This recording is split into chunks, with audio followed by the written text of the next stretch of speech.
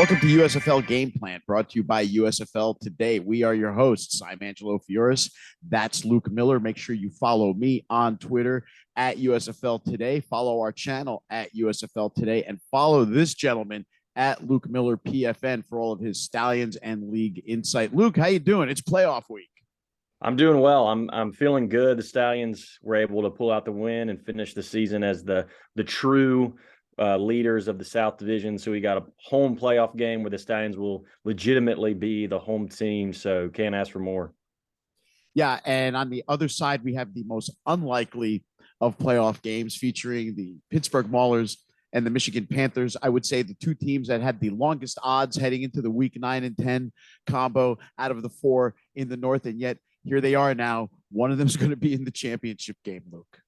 Yeah, it's not how I saw it playing out, if I'm going to be honest. I mean, I guess, they can bring the receipts and go back and watch our last video and know that I picked both the other teams in the North. But the teams that I did not think were going to be able to pull it out proved me wrong. And it was certainly a case of, I guess these two teams, the Maulers and the Panthers, they're trying to prove the old adage, defense wins championships. They're trying to prove that adage true, and they came one step closer by making it to the playoffs this past weekend. Yeah, and something that I said on the radio show was that each of these teams now, after I've spoken to some players from each side as this week has gone on, they've done a nice job of just like forgetting about the fact that either one of them were 4-6, because it doesn't matter anymore, Luke. The records are washed away. We're 0-0, and all that matters is who's left standing. So people can complain, people can criticize about the poor records and all of that thing. But the fact of the matter is that the Maulers specifically are not a poor team. They got snake bit in a few occasions. It took a little while for them to find their footing. But if the season were to start fresh today, this is like a 6 or 7 win team, the way that I see it, right? Yeah, you got to think so. I mean, they ended up winning 4 out of 6 games in their division. So right. I mean, they were solidly, the best team I think in their division. And then outside the division, they didn't beat any Southern teams. However, all of their losses were quite close. I mean, even if you go back to week 1 when they played the Breakers, who are in the playoffs and one of the better teams in the South, it was a 1-touchdown game, and that was before they had Troy Williams at quarterback, and their offense was just completely inept. I mean, they couldn't do absolutely anything. They hung in the game just purely on defense and special teams, kind of doing what they do. And so you could look at the Stallions game as well. I mean, those are the two opponents they might play, but that was another close game. They were winning late, and Deion Kane, kind of kickoff.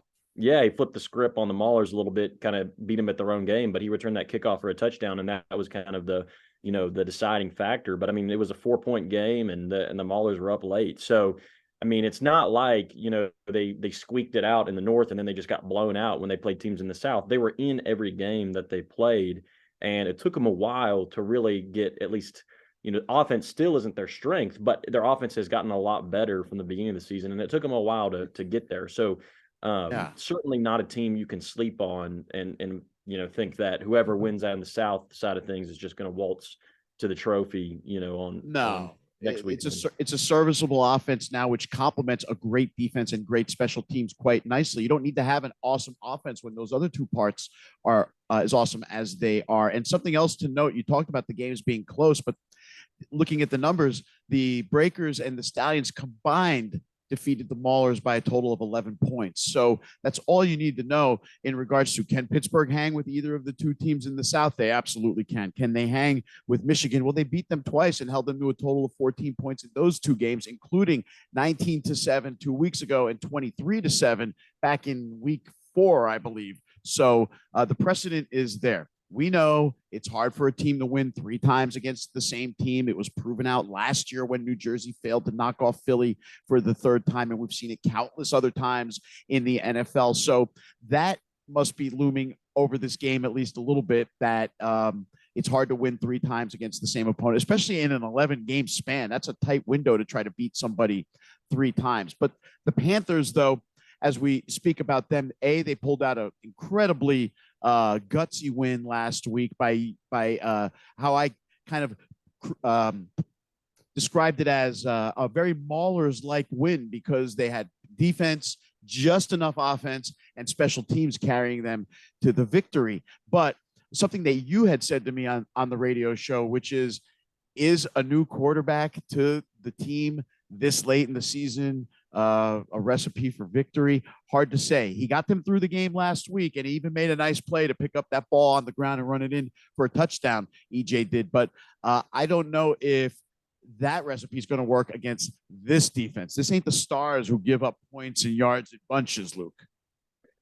Yeah, I want to give credit to EJ Perry. Obviously, he came in with his back against the wall, absolutely, situation, and he certainly deserves credit for the performance that he had.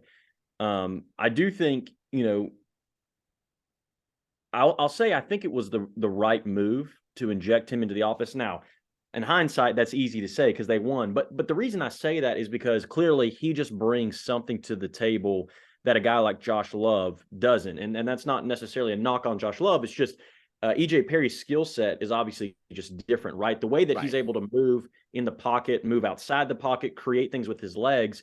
I think we've all kind of seen in these spring leagues, especially if you're having an offense that's kind of struggling to get going, that can really be an X factor because things break down, nobody's open, you get a lot of pressure on the quarterback, and it's not the end of the play, right? The guy can move around, can make something happen. And Josh Love, that's just not part of his skill set. And he had a lot of passes batted down at the line of scrimmage, took a lot of sacks and things. And so, I think moving to Perry was the right move. Now, as you mentioned, I still have my hesitancies, though, about what he's going to be able to do because, again, you've seen, or at least I've seen, I think if I think back over my experience following these leagues, these spring leagues, it takes time for an offense to really gel, right?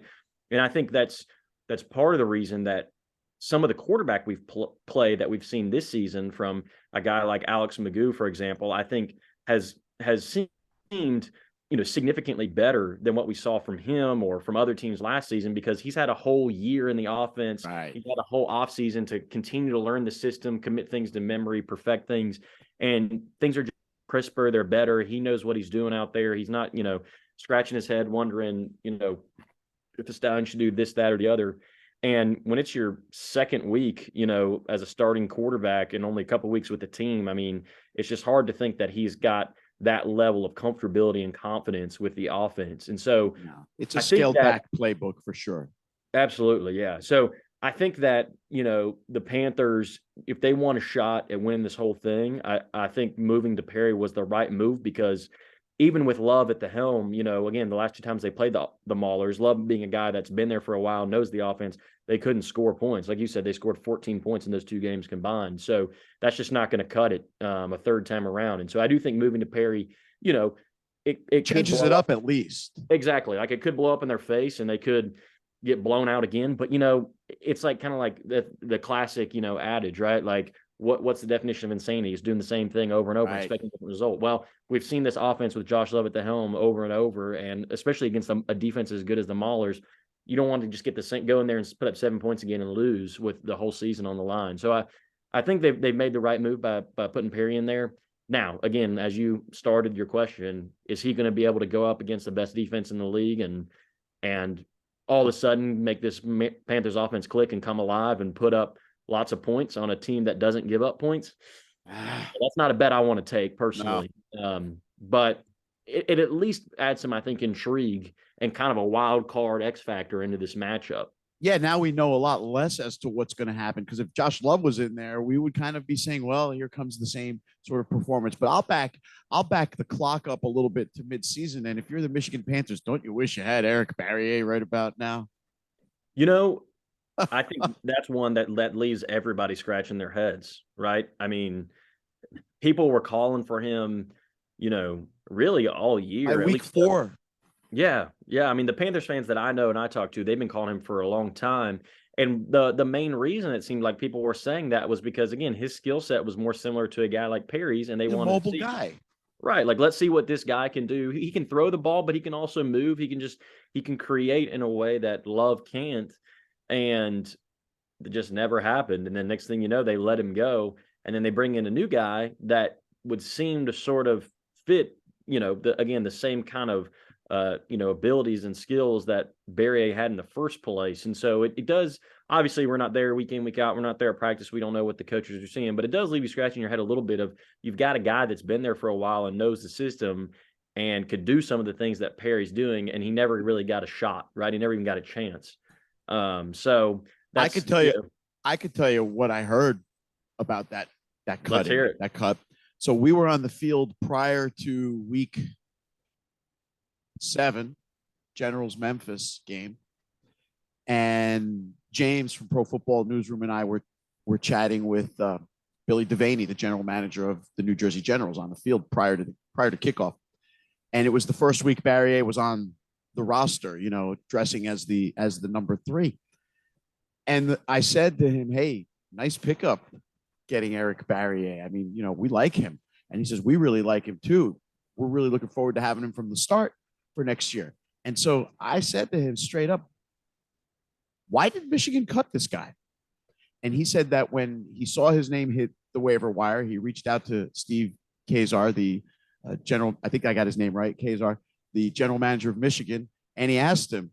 And the response was, "We screwed up." The response was, "We screwed up. Interesting. And you should take him." And so the Generals took him. And that's how he ended up on a General. Somewhere along the way, Michigan screwed up. They know they screwed up because those were the man's words.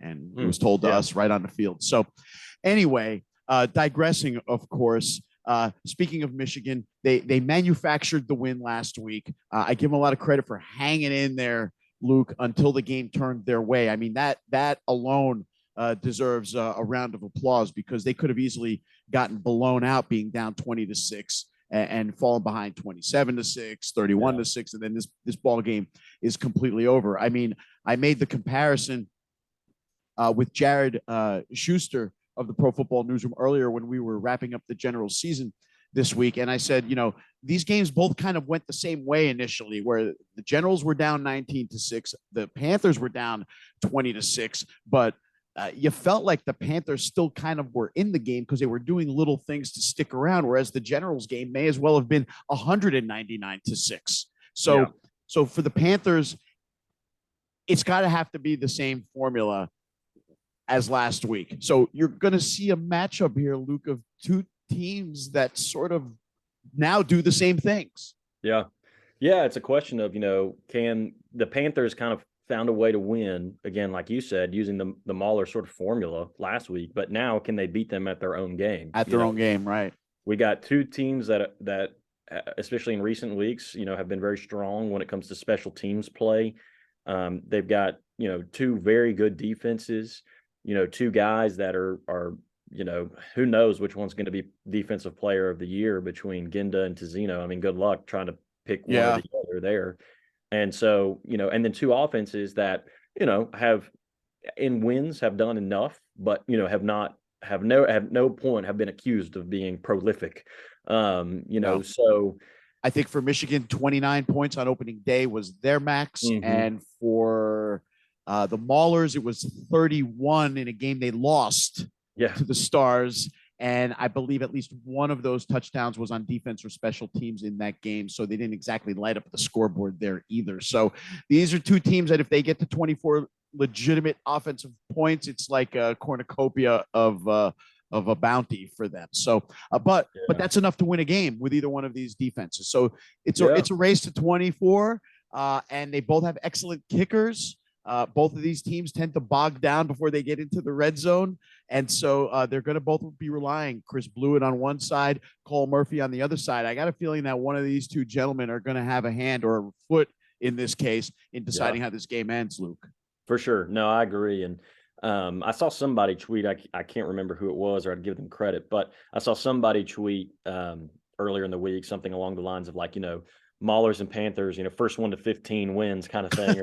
You know, but that being said, like, let's be honest, the way the season has gone, like I'm already calling it, the final score of the game is going to be like 42-38 or just like something absurd, right? Like these two teams that have like never scored, you know, I guess the Maulers one time scored over 30, but like two teams that, you know, combined their best offensive performances right there around 30 points are going to end up putting like almost 40 up on the board or something crazy like that, you know? Hey, I would love an unlikely shootout similar to the New Jersey-Philadelphia game we got a couple weeks back, or even the Philadelphia Pittsburgh game that we got. If these two teams want to break script and start doing some things that we're not used to seeing from them, I'm all for it, and I welcome that. So I don't mind being wrong in a case like that. But we have our expectations based on a 10-week track record of what we've seen, Luke. So I don't think that we're going out on a limb by saying that this game's probably going to be very similar to the last one, where it's going to, last two, where you're looking at, 19-16, 19-13, 17-10, somewhere in that range is where this game's going to fall. Who do I think is going to win? Man, that's a hard one because of how well these two teams mirror each other. But I like the one with the best defense in the USFL, and that's the Pittsburgh Maulers right now. And you know what? I really love the way Troy Williams has been playing the last 4 weeks or so. Yeah. No, he's been a solid quarterback. He's really, I think, done a good job creating for them on offense. And certainly, James Morgan, I think, was an intriguing pickup, and a lot of people thought they might see some good things from him. And we didn't get to see him for a whole season. Who knows? I don't think the couple games he was in are obviously definitive of what his potential or what he could be. But clearly, the offense struggled with him at the helm. It's not a secret. And Williams came in and provided a spark and has continued to kind of mature and settle in as the guy. And I think the team's really rallied behind him. And I think they seem like a team that feels good about where they're at, that's playing confident, that, like you said at the beginning of this, don't tell them they have a 4-6 record, because all they know is that they finished best in the Northern Division in the USFL, and they're playing for a chance to go to the championship. So, isn't that surreal that before week 9, they hadn't even strung together 2 wins in a row, and now they're the division champions. Yep. It's that tells you what kind of season we had. So. Yeah. That just about encapsulates the zaniness of this year. But listen, we're in for a good one. Again, records out the window. It's a field goal game here. Who's going to pull it out? You can, flip the coin. And but I do expect Pittsburgh's defense to make a couple more plays. We'll see, though. You never know. The danger, I think, and this comes to mind because, I did see a couple people make some comparisons between E.J. Perry's sort of way of playing and Alex Magoo, just in terms of his legs and his ability to move around in the pocket and create. And one thing I've heard Magoo say a lot this year is part of the reason he's been a much better quarterback this year than the times we saw him last year was he realized, in his own words, he said, I realized I don't have to be Superman. Like, I don't have to do it all on every play. Like, my job is not to score every play, get us the first down every play. My job is just to take what the defense gives us, put it in the hands of our playmakers, guys that can do big things, and let them do that. And so he's really, I think, settled into being again, this is what he would say, and Coach Skip Holtz has said, he's really learned to play quarterback as opposed to just kind of be, I have to be the hero of the entire offense. And he's more the distributor, more of the guy that, again, sees the field, sees what's there, and takes it. And I think my fear for Perry is, again, not that long in the offense, high pressure game, division championship kind of game, not a lot of time maybe to develop a lot of chemistry with the other guys on offense. If he starts to try and force things, if he starts to just kind of try and put everything on his back against this defense, I think that's a recipe for big mistakes, turnovers, giving that defense the opportunity. I mean, we know what they've got. All USFL cornerback Mark Gilbert with 4 interceptions, right? Yep. They've got Tizino, who I think has, 2 interceptions of his own and a couple forced fumbled and fumbled recoveries. So, I mean, they can force turnovers and make you pay for your mistakes. And I just think Perry, with again, his limited experience, could find himself in a situation where he's maybe mistake prone or turnover prone. Now, again, maybe I'll be proven wrong about that, and maybe he's a guy that's very composed and collected and able to kind of go in and block out the noise and have an awesome game. But that would be my fear, if I was if I was thinking about the game as a Panthers fan or somebody who was invested on that side of things. That would be my fear. The real fear for me with the Panthers is if Pittsburgh shuts down that running game, like we know that they can, the Panthers' play calling is going to become extremely one-dimensional. The Maulers are going to know that, and they're just going to be teeing off. and then it's going to be really difficult. So should Pittsburgh get out to a quick early lead, Michigan's very much like the Generals. Even though they came from behind last week from a 14-point deficit, they didn't do it the conventional way. They're very much like the Generals, where they're not really built for a comeback. So neither one of these two teams really is. So should Pittsburgh jump out, the Panthers are going to be in trouble. Whereas should the Panthers jump out to like a 10-point lead early, I feel like the Maulers can come back from that. Yeah. So that's my feeling. That's my feeling on this North Division game in Canton, Ohio, and then the winner, of course, will be staying in Canton for an extra week, playing the championship game against one of the two South Division teams. Before we get to that game, Luke, let's pause for a minute and do our feature tweets of the week, shall we? Yeah. Before you pull that up, can I say one final thing about this North Division game? Of course. I do think if I was Eric Marty, and maybe this is just maybe my Stallions bias coming through, but if I was Eric Marty, I would maybe go back and watch how Skip Holtz, USFL Coach of the Year, game planned when the Stallions played both the Maulers and the Panthers, two very good rushing defenses. And at the time when the Stallions played those teams early on in the season, their rushing offense was not struggling. Very good. They were really struggling to run the ball. I mean, Magoo would kind of make stuff happen, but that was really all they had. But actually, in both of those games, they actually ran the ball very well. And I think the big part of that was, one, they made it a matter of emphasis. That I know Holt said going into those games, like, I told the offense, like, we are going to run the ball and we're going to run the ball well. Like, if we can do that, everything else will fall into place. Right. And then the thing that he did was he utilized Magoo's legs and the threat of Magoo's legs to open up lanes for Marable, right? There was a lot of read options, a lot of, quarterback, opportunities to either kind of pull and keep it or hand it off. And that really neutralized, for example, against the Panthers, that really neutralized, Breland Speaks, some of their other front seven. And so if I was Eric Marty, the Panthers offensive coordinator, I would think about creative ways to take, guys like Corbin and Scott and Perry's legs and kind of force the Maulers to say, who do you want to try and stop? Okay, if you want to load inside the box and kind of contain Corbin, well, we can get Perry outside and maybe let him do some things with his legs. Or if you want to contain him and kind of be cautious with him, hopefully they should be able to, maybe create some things for Corbin and Scott to get going. So I think there is the potential there if they game plan well and are smart to kind of maybe try to slow that defense down a little bit. But again, that's easier said than done. They got to pound the rock early. And if they're able to do that effectively and drive down and score some points, utilizing the run first, then they have a chance in this game. But if Pittsburgh, who is excellent at stopping the run, just does what they normally do, the Panthers are going to have a hard time with the game on the shoulders of this young quarterback. Tweets of the week time. You want to go first or should I? I'll go first this time. I think you went first last time. That's true.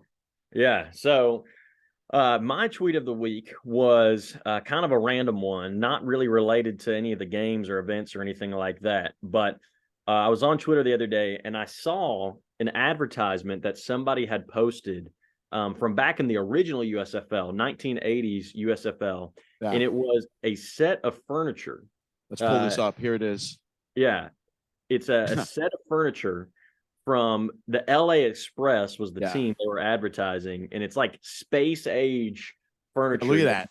Helmet recliners and LA Express couch. And I'm just like, I don't know who I need to contact to get these things back in production, but I never knew I needed furniture so bad until I saw that and imagined Stallions logos on the side of those recliners. I saw this tweet and my initial reaction was, I will take this set right now and I don't even care what team it is. I mean, this thing is cool. And I'll tell you what, when I saw this tweet, I remembered this from back then. I remember this being sold, this ad showing up someplace.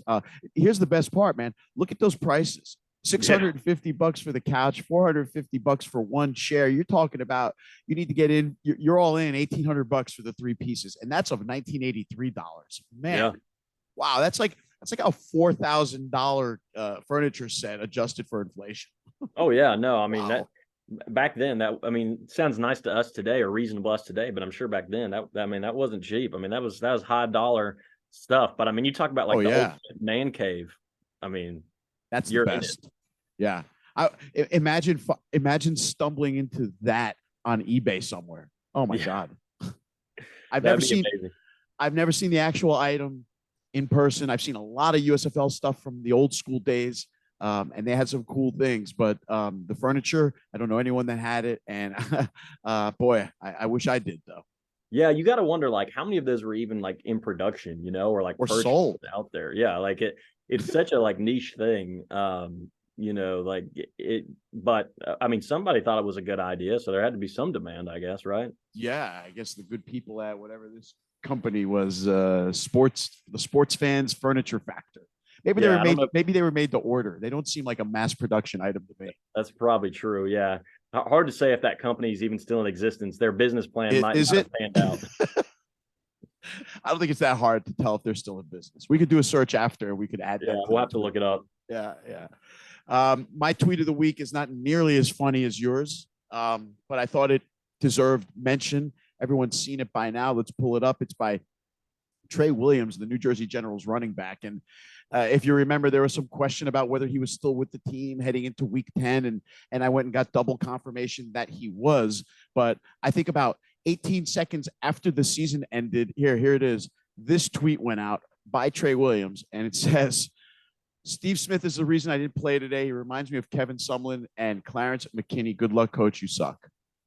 What? Yeah, you hate it when go ahead. I'm just going to say that's a pretty harsh tweet to put out there when you're still on a team. Yeah.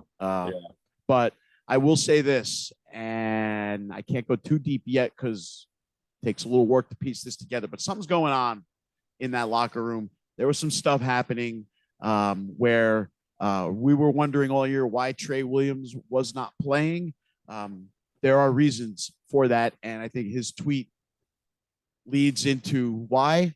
But there's got to be some details that got to get filled in. So I'm working on that. I don't know how much I'm going to be able to uncover. People stay tight-lipped, but whatever I can find out, I'll let out. But for now, he's still on the team. He hasn't been released or anything like that. So that's my tweet of the week. Not a great one, but again, I thought it deserved mentioning because clearly the Generals did not seem like the same team from a year ago, and this might be just that little bit of insight we needed into the maybe there were some cracks in that facade of togetherness. So we will find out. Time will tell. Yeah, I mean, you hate to see that kind of frustration spill over onto sort of the public sphere or kind of Twitter. On the one hand, I get where he's coming from because there was a lot of rumors out there that he wasn't with the team anymore or that he'd been cut or there's a speculation, and so I understand he maybe wanted to kind of clear the air, but you also know there's always two sides to every story, and it's unfortunate, and I think there's got to be a lot of frustration on that team when you were a 9-1 team last year. A lot of people thought we're going to be the team to win it all, and you end up losing in the playoffs. You come back with a lot of the same pieces that you had last year. People expect you to kind of, again, be one of the best teams in the league, and you just kind of struggle all year. Things don't go your way. You finally get to a position where you still control your own destiny, and then you totally just kind of go up there and bomb it. And so, I know there's got to have been a lot of disappointment, a lot of frustration, and in the heat of the moment, a lot of us, we kind of let that spill out sometimes, and ways maybe in hindsight we regret, and maybe Trey regrets it, maybe he doesn't, but I don't know yet. Yeah, it's hard to say. It's hard to say, but it's an unfortunate situation all around, and obviously he's a great player and was really good last year. Looked good in the few moments we saw him this week year. 9, he was dynamite in week 9. He was like the missing piece to that offense, and then he doesn't play a week later. Yeah, if you Something's go up. look at the stats, as far as running backs, I'm fairly certain he has the highest yards per carry out of any running back in the league. Now, obviously, he didn't get a ton of carries, but I mean, still, it wasn't like 3 carries. He had, I don't know, 20, 30 carries or something like that, and had I think almost 6 yards per carry, like 5.9, I want to say off the top of my head. So, the guy still got it. He can play, but he was such a key piece to what they did last year. It's just odd. The whole situation is just strange and unfortunate. Yep.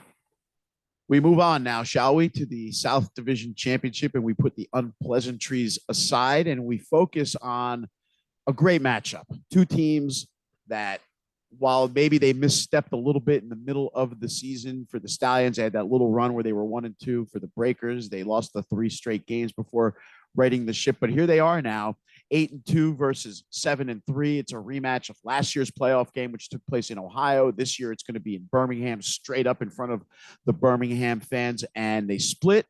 It was a 14-point game, although the score was a lot closer the first time around with the Breakers winning. And then the second time around, the Stallions getting their revenge, winning a 4-point game, also very close, heading down the stretch. So now the coach of the year, Skip Holtz, going up against the Breakers, who arguably had the best offense for a good part of the season. Who's winning this game? That's a great question. And certainly, these two teams have played twice, and right now it's 1-1. And if they played 10 times this year, who knows? Maybe it would be 5-5, So it's just a question of who's gonna pull it out on Sunday night. If I had to pick, I think I'm gonna lean Stallions. I do think as the season has gone on, the Stallions at the beginning of the year looked like one of the best teams in the league, but there were some questions, obviously, after all the injuries, after the loss to the Breakers where the defense gave up 45 points, after they were 3-2, and it was kind of like, is this team going to be a 500 team, or are they going to lose more games, or, what's going to happen? Right. They fell to the pack a little bit as everyone else started winning after week 3 in the South. But I think heading into the back half of the season, obviously they're on a 5-game win streak right now.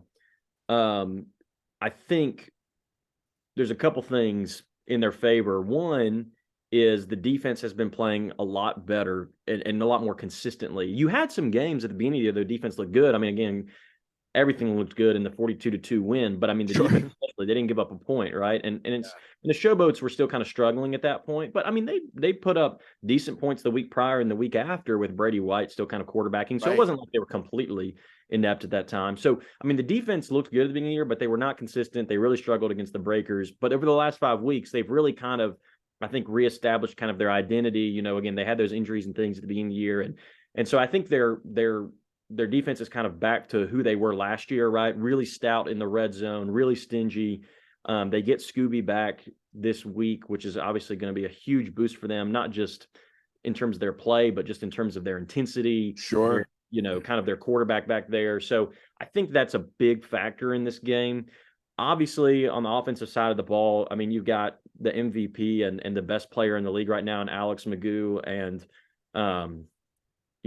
it's hard to describe what he's doing right now if you haven't just seen it yourself. Yeah, it's amazing. His numbers week in and week out, his consistency, his lack of turnovers, right? He doesn't turn the ball over. I was speaking with D Gray yesterday. We were talking about Alex McGough specifically, and I was telling D that Alex reminds me a lot of a soccer player in the sense that when he's running around in the backfield, trying to find someone to throw to, but also thinking about running, his head and his eyes are always straight ahead, and he's looking at the field without looking down, without looking at anything else. He has got like this vision of the entire field that a lot of players don't possess. And D Gray agreed with that. He said 100% that's exactly how he plays the game. His eyes are always in a place where they're supposed to be. And it's uncanny how he's been able to make big plays week in and week out, Luke, right when the team is it. One of the plays that sticks out to me, it was against the it was against the Maulers in week 4. They were down around the 10-yard line or so. The Stallions were. And McGough was scrambling around. Maulers were pressuring him. He got out of like 3 different sacks, like stumbled and like held himself up with his hand. 20 seconds of scrambling. Yeah. I timed it. And then he fires the touchdown. Just an amazing play, something you just don't see every day. And for me, that one play sort of summarizes Alex McGough's season in a 20-second snapshot. Yeah, I mean, if you have the weapons that he has in terms of Davion Davis, Jay Sternberger, CJ Marable, all their other receivers, Adrian Dion Hardy. I King. mean, you go down the line. Yeah, yeah.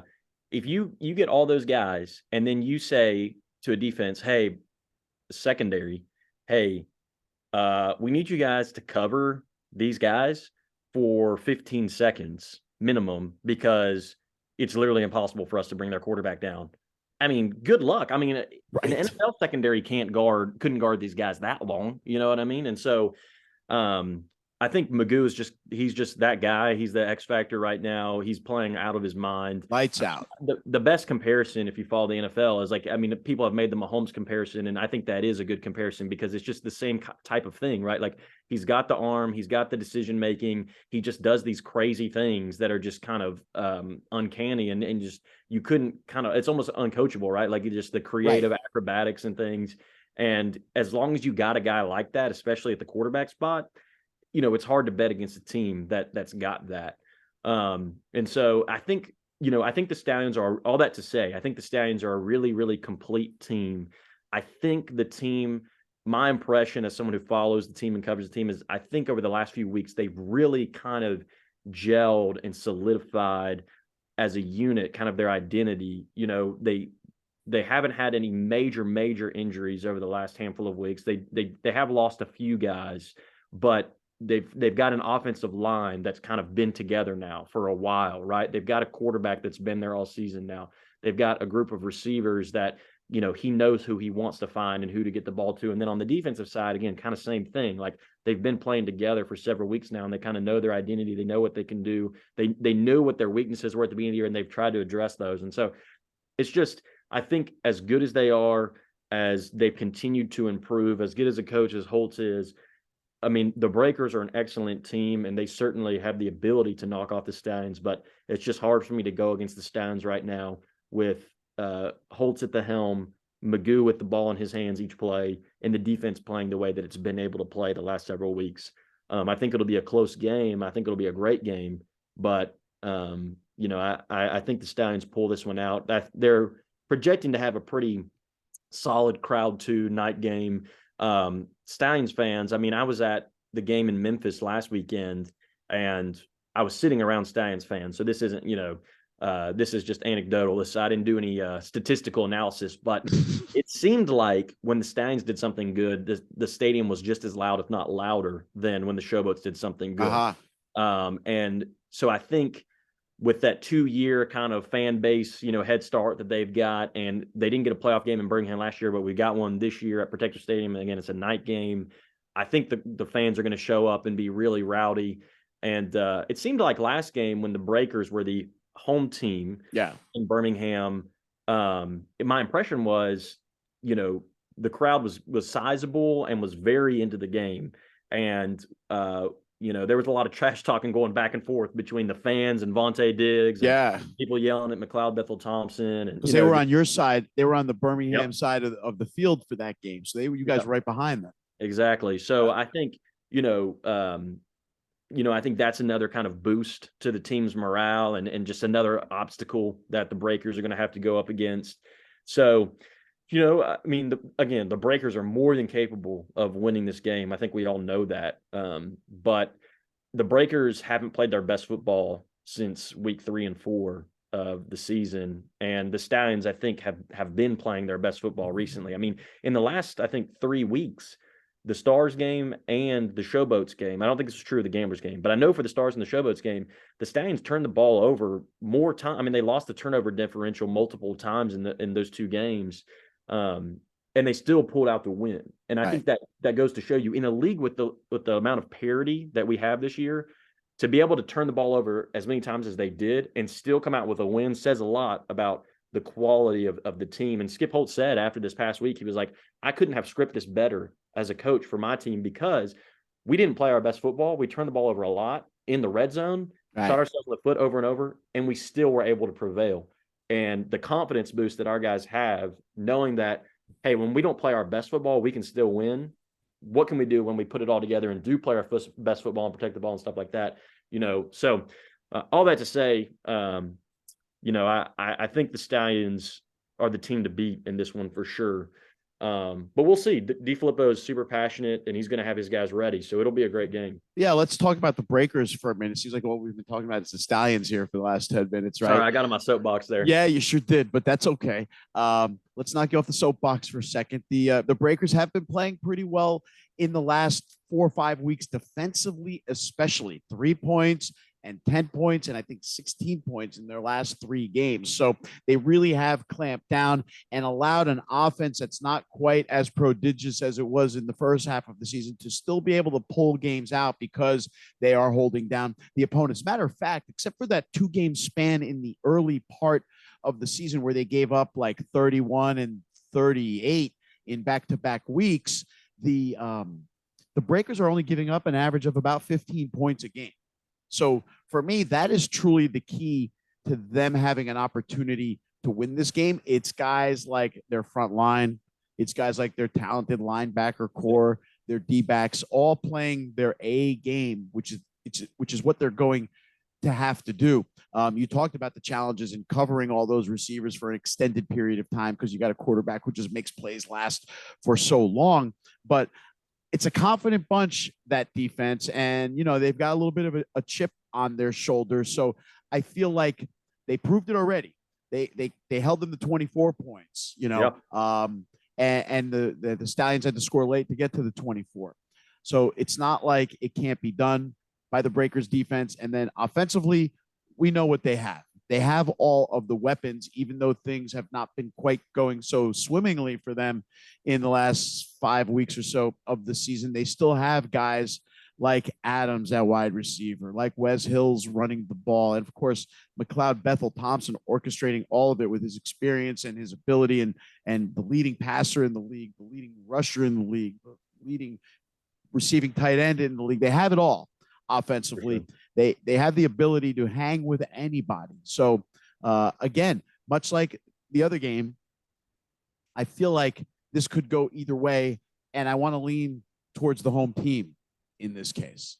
That's kind of where it's kind of fallen for me, which is how's it going to play out? I think that the team with the support behind them is the one that's going to come out victorious. I like the Stallions. They played great all season long. But the Breakers have shown similar greatness. And, we could say whatever we want, struggle. They finished 7-3. Mm-hmm. So it is a quality side, second best record in the league, probably the second best team in the league. Although, again, if we started the seasons today, maybe they wouldn't be top 2. But the way it all played out, this is a team that is formidable and stands an excellent chance of being in Canton, Ohio on July 1st, Luke. I would not doubt the resolve of the New Orleans Breakers. Dre Elder, their safety, said to me, "I'll see you in Canton." There you go. So they are a confident bunch. They have good special teams. They have a good kicker. They're well coached, as you said. Yeah. So I'm not seeing. Maybe it's a blowout, not a blowout, but maybe it's a shootout. Yeah. But I don't see a blowout. Yeah. No, I agree. I mean, I think you were right when you said they come into this game with a chip on their shoulder and a lot of motivation. They obviously ended last season with a bad taste in their mouth, getting beat by the Stallions 3 times, including in that playoff game. Yeah. They were not happy that they lost the last time these two teams met. I think, they feel probably extra disrespected after the all USFL team came out this week from the league, and they only had 2 guys right that made the team, despite being, again, probably you could make a solid case, the second best team in the league. And like you said, I think on the defensive side in particular, their defense has really not gotten the level of attention and respect that they deserve. I mean, everybody's talked about those northern defenses, rightfully so. But the Breakers have had a really strong defense. Right now, they're as good as either of those 2 northern defenses. Yeah, they've allowed, I think, like just a couple points more than the Maulers or something like that. I mean, in terms of points allowed, they're right there with the best of the best. But they didn't have a single player make the all USFL team, the league's all USFL team. And I think they feel probably that's amazing. That's amazing to me with all the But without digressing real quick, though, so, it's a first team all USFL, and there were so many high level performers. Somebody was going to get shorted, unfortunately, but it doesn't diminish the level of play. Yeah, no, I mean, the league this year, it felt like last year. It felt, at least from what I remember, and maybe this is just my lack of you know accurate memory, but it seemed like last year the All Usfl team felt pretty obvious, like who was going to be on it, and it didn't really seem like there was a lot of snubs or people that you could have made a super strong case. Well, this guy should have been on there instead. I mean, maybe at a few positions, but for the most part, it was kind of like, oh yeah, this all kind of makes sense. Yeah, it was kind of automatic last year. There was not a Yeah, lot of debate. We all kind of just, oh yeah, look at that, all USFL. Those guys are there. They belong there. right. And you're right. There wasn't a lot of hemming and hawing amongst people, but the level of play has risen in this league dramatically at many positions. And linebacker, especially, is one of them. Yeah. Quarterback is one of them. Kicker is one of them. So Yep. the league has done a good job of continuing to coach up players and also find better players to replace the ones that haven't performed. So Yeah, uh, 100%. yeah, yeah, I mean, almost at every position, you could have made a strong argument. Well, this guy had just as good a case of being included as that guy. I mean, yep. I don't really know any position where you couldn't. I mean, Maybe not quarterback. QB. If you're only going to pick one quarterback, that was a pretty easy choice, right? But other than that, I mean, running back, it's like you could have made a case that maybe Darius Victor should have been one of two, right? I mean, at receiver, Davion Davis easily could have been an argument to be one of the two, right? At tight end, I mean, I think Sternberger deserved it for sure, but Surratt wasn't that far behind, right? He didn't have Right. the same, touchdown production, but he had the yardage and the catches, right? So I mean, I think a lot of the guys they got right, but like the next guy wasn't light years ahead of the next guy, right? It was Correct. just right there. But I do think all that to say the Breakers defense, I think, feels slighted, feels disrespected.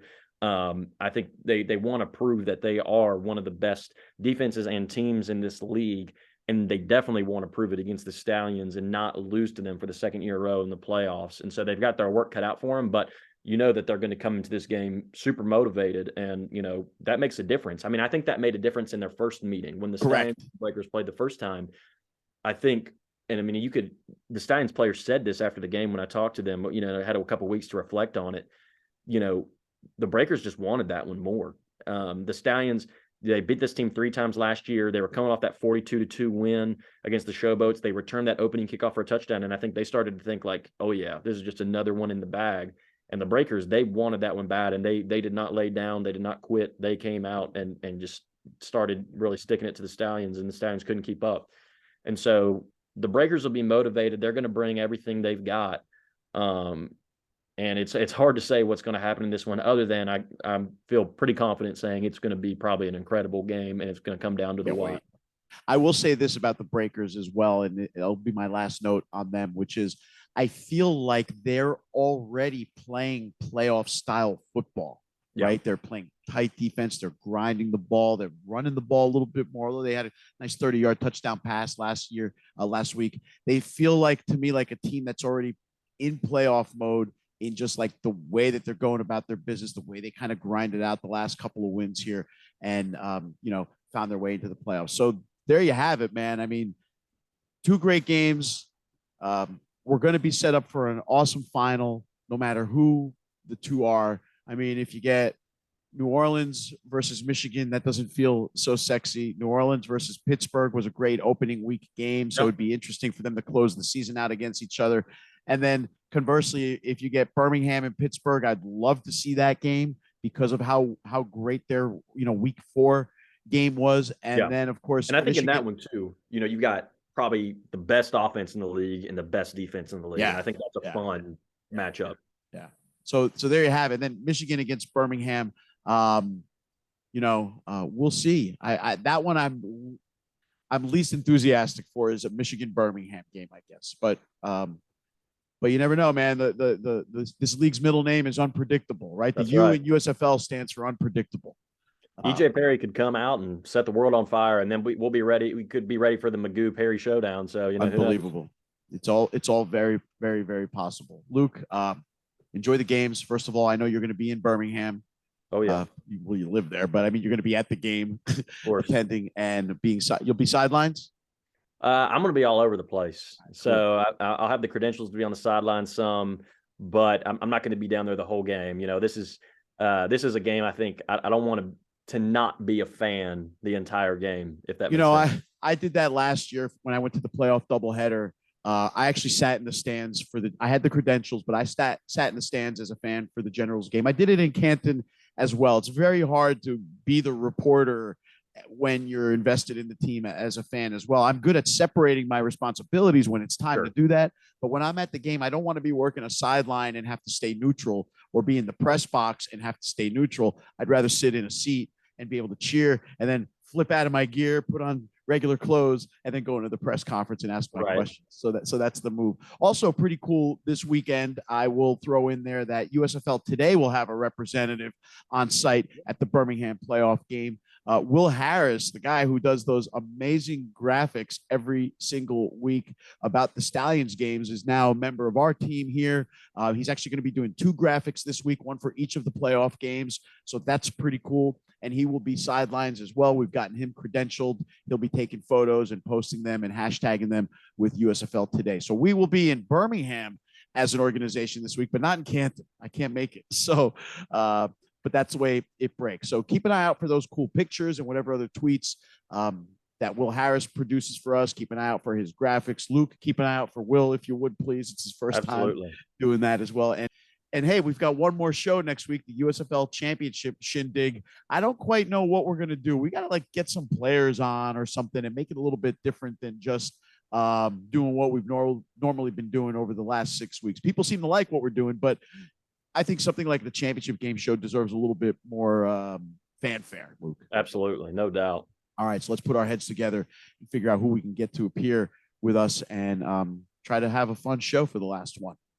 Absolutely. That'd be awesome. All right. That's it for this week's edition of USFL Game Plan, brought to you by USFL Today. Follow Luke Miller, PFN on Twitter. Follow NJ_Generals on Twitter and USFL Today on Twitter. That's it. Enjoy the playoffs, everybody. We will see you next week.